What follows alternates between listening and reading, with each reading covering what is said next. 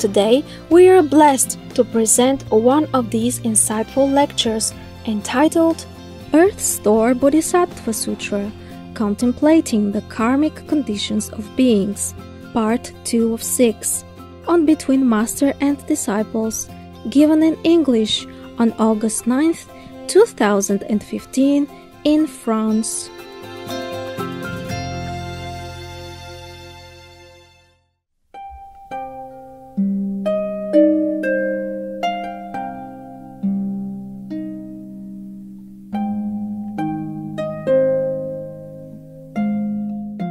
This is a second sin. Beings who shed the Buddha's blood slander the triple jewel, Buddha Sangha teaching, and do not venerate sutras, meaning do not venerate the teaching of the Buddha, which is in written word, will fall into the uninterrupted hell, where for billions of aeons they will seek escape in vain. Same. Killing parents, harming parents, killing parents are worse, and harming Buddhas, disrespectful to the Buddha, the Sangha, and the teaching.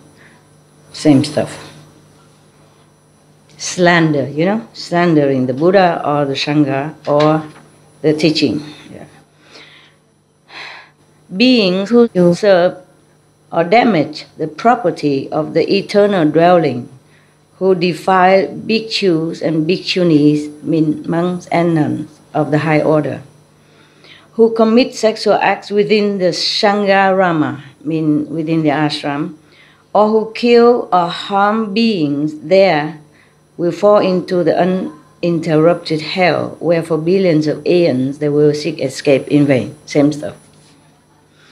Beings who seem to be shramanas, but in their minds are not shramanas, who destroy the things of the eternal dwelling, meaning in the ashram of the Buddha, the temples, who deceive lay people, who go against the precepts, and who do many other evil deeds, will fall into the uninterrupted hell, where for billions of aeons they will not be able to escape. Beings who steal the wealth and property of the eternal dwelling, just say ashram, of the Buddha, the ashram of the Buddhas, including its grains, its food and drink, its clothing, or take anything at all that was not given to them, from the Sangha ground, so Sangha ashram, will fall into the uninterrupted hell, where for billions of aeons they will not be able to escape. Whew. Scary, huh? I didn't know that was so scary. Would you like to continue? Yes. Yeah. Yes or yes or yes? Yeah. You want or not want? I don't force it upon you. Yes or no? You really want it? Yes, Master. Okay, don't blame me if it gets scarier. If you steal something from someone else, then you won't fall to hell like this. You understand? But it depends on what you steal also, yeah? If you steal and make people hungry and die of starvation because of no money left, then maybe you could go into this hell, but maybe you can escape or lesser hell, yeah? But if you steal things from the Buddha or taking things that's not given to you from the ashram, then it's like that. Yeah, when the Buddha was alive, people can make offering to the Sangha, yeah? Be it medicine or clothing for new monks, and or to replace the old clothes for old monks, etc. If somehow anyone who steals anything from that, medicine, clothes, or anything, without asking permission, without being given, then that's a very great sin, yes?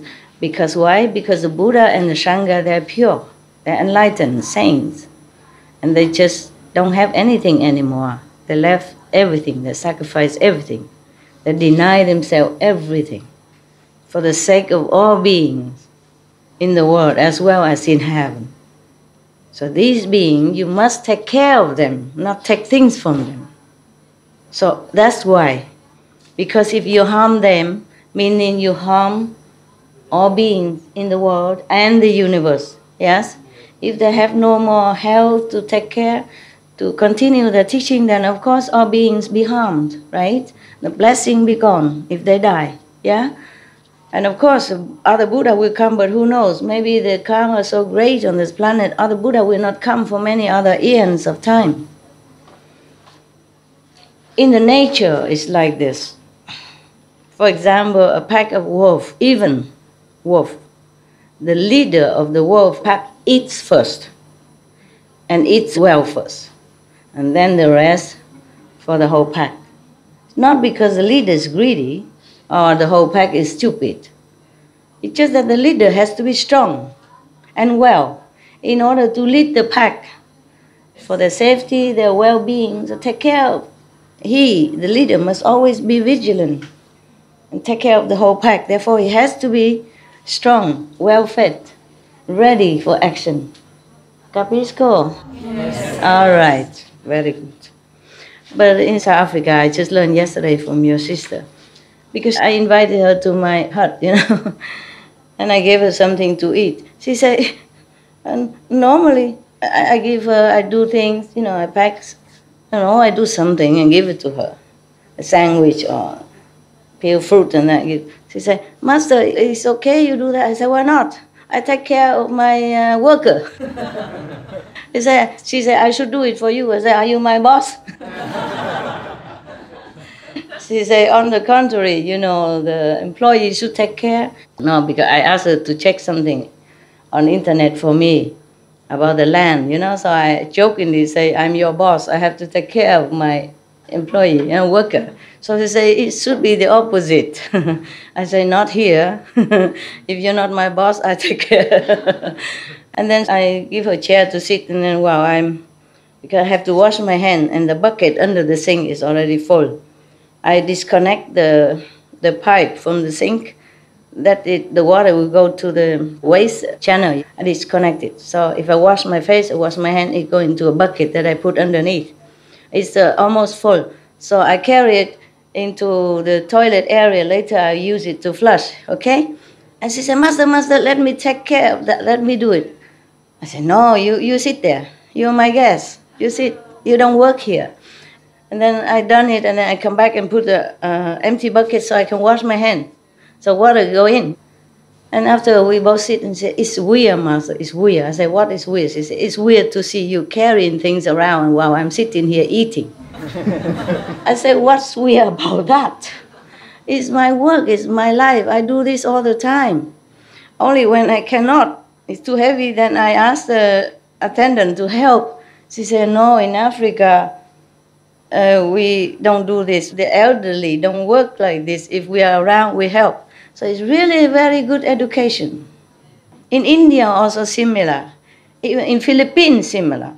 And many people look down upon this country thinking, oh, Africa, jungle, tribal stuff, developing world. No, they are really, really educated in important matters. Not in PhD, not in, whatever you call education in this world. Education in this world is very good, but the main point always emphasize that you have to learn well, so get a good job, and then you have a good wife, a good husband, or good money, and buy a house, and buy a good car, blah, blah, blah, blah. Rarely anybody say you must learn well so that you can serve the world in more capacity. And people forget to educate children in proper manner, to respect elderly, take care of the parents. Now their parents just a little bit old and then throw them in the old home. Visit once a month or maybe once every Christmas. And blah, blah, blah, blah. Talking about goodness and all that. This is not right. This is not right. Yeah, our world is not all correct. Yeah? So if you go to Philippines, you must remember. I saw Philippine children, whenever they come home from somewhere, they go and touch the feet of the elderly. Yeah, like, I'm home. I pay homage to you. Their parents or things like that. And if they go, they very respectfully say goodbye. And the Philippines. Everybody thinks they send their people outside to work for labor and all that. Well, what can they do in their country? Don't have enough jobs. But to go out to work as a laborer or as housekeeper, using your hand to earn an honest living is not a shame. They're not going out to steal, they're not going out to kill, they're not going out to cheat people. They go out to work, to bring money home. Anywhere work is the same. What's the difference if you work in Philippines, this kind of country? So you go home, think about this. Treat the elderly or whoever needs you. Treat your parents respectfully. That doesn't mean you are uncivilized. That means you're very, very, very, very extra civilized. If a human being doesn't know the basic courtesy to the persons, the first person they ever knew on this planet, the first friends they ever saw on this planet is their parents. The first persons ever nourished them, ever sacrificed for them, wake up all night to feed them, go to work all day to bring food on the table, then this human being is not worth it to call human. And no wonder if they don't treat the parents well, they should go somewhere else. As the Bodhisattva says, they should go to hell. If you're not filial in some lesser degree, then you probably don't go to this forever hell, just some other kind of hell. You have to learn.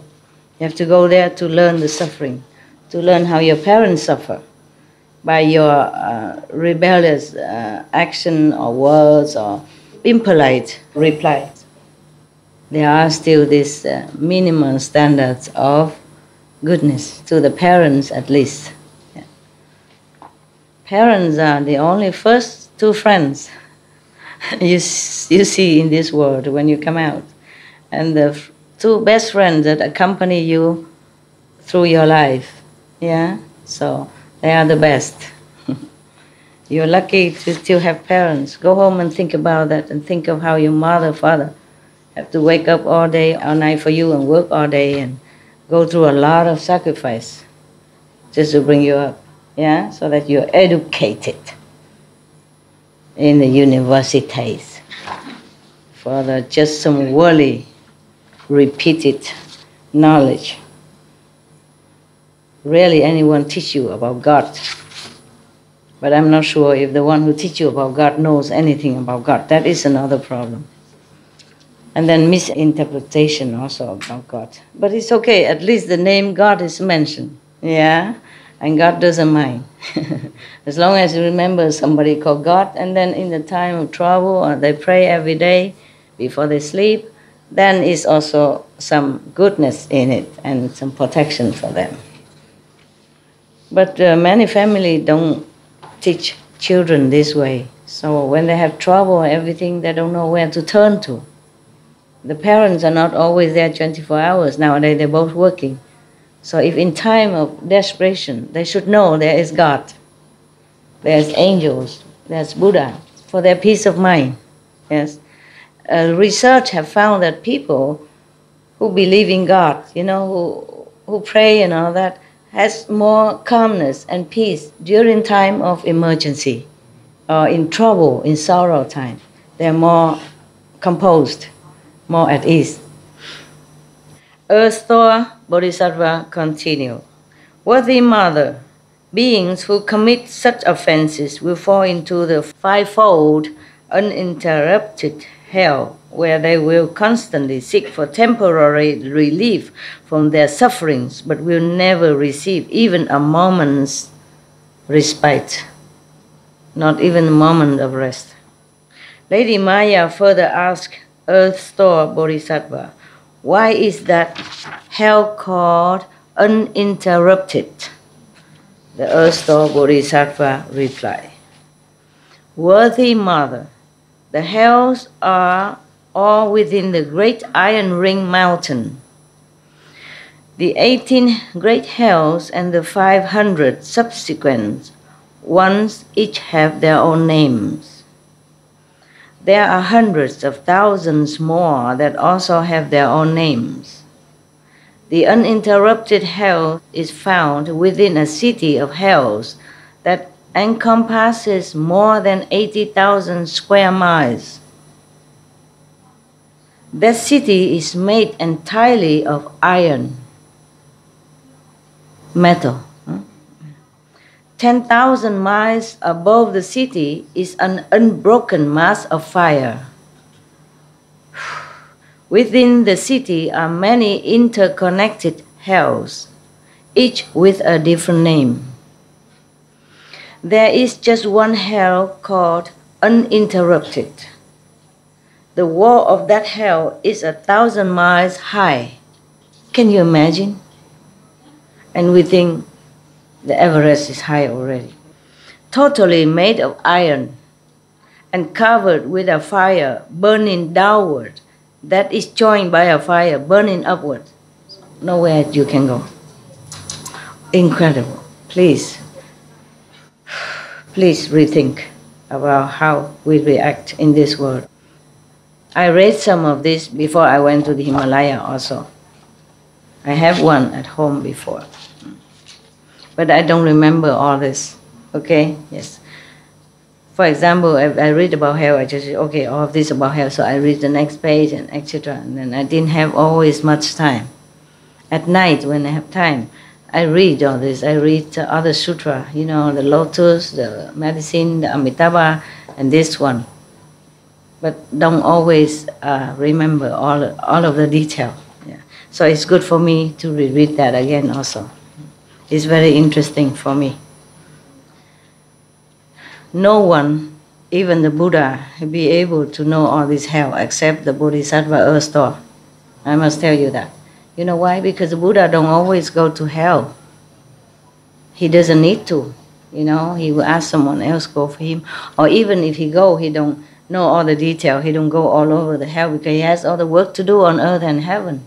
So Bodhisattva earth store, he or she specialize in saving beings from hell. Whoever have just a little tiny grain of merit left, he would try to find excuse to rescue that being.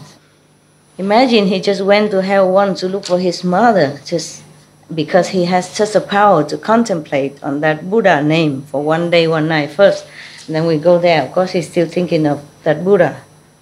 Therefore, just that merit saved all the beings from hell that time.